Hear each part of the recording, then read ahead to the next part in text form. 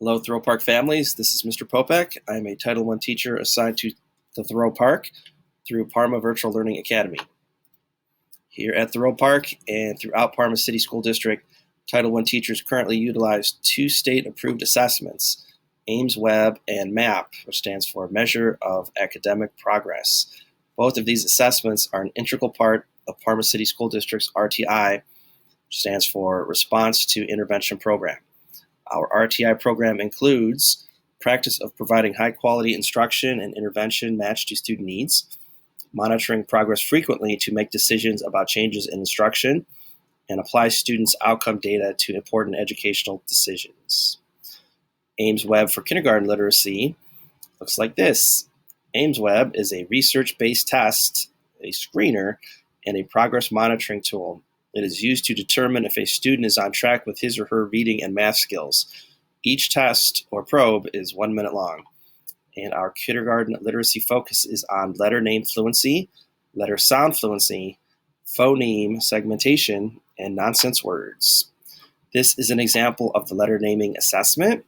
Students have 1 minute to name the letters going from left to right. And they simply provide for us the name of each letter within 1 minute. With letter sounds, this is the practice page. We guide the students through this page. The students go down the row and they tell us the sounds that those letters make. Then they go over and they would say for us, b, at, bats. That was the practice page. This is an example of an actual assessment page. Again, students will go down the row and tell us the sounds that these letters make. And once they get to this part, again, they're going to form words for us, all within 1 minute. That's what their score is based on. Phoneme segmentation. I would provide the word for the student. I would say the word tube. The student would have to provide for me tube. So each word, as you can see, they break the word down and provide for us all the sounds that they hear. For nonsense words, these are consonant, vowel, consonant words. All the vowels in the middle are short vowels. And again, we're looking for as many sounds as they can provide for us through these nonsense words. Ames-Webb, first grade literacy assessment, is a 1 minute first grade level passage reading. Students would read 3 passages, each with a 1 minute timer, and the average is documented. Again, this is a sample of a passage that the students would read for us. With kindergarten and first grade math, early and numeracy skills, students will be asked to identify numbers, up to 10 for kindergarten, up to 20 for first, and they're asked to discriminate between quantities. They're given 2 numbers, and they have to tell which number is bigger, and formulate mental number lines. For that, a student is given a series of numbers and with a missing number. So there would be, for example, 16, and then a missing number, and then 18.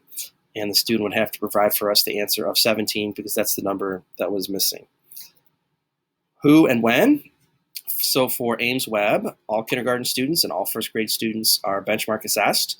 There's an assessment in the fall benchmark. Again, in January will be the winter, and in May would be the spring benchmark assessments. How is the data used? This data is used to determine if a student is on track with his or her reading and math skills. The data is used by all classroom teachers, all Title I teachers, and special ed teachers. This helps us identify students who may be at risk, helps us focus on areas of individualized instruction, helps us evaluate student progress, and informs classroom teachers of any instructional changes they need to make in their lessons. And it serves as an accountability and communication tool for improvement.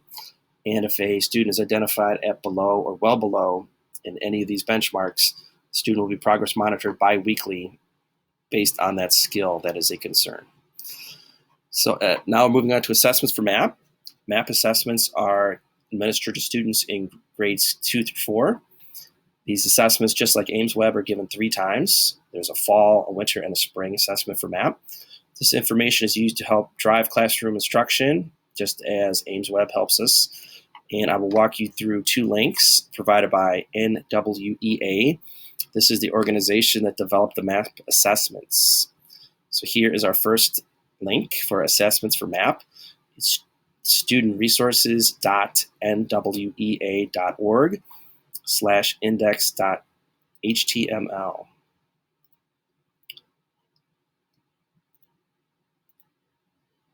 And with this, just as an example, this shows you what this website has to provide.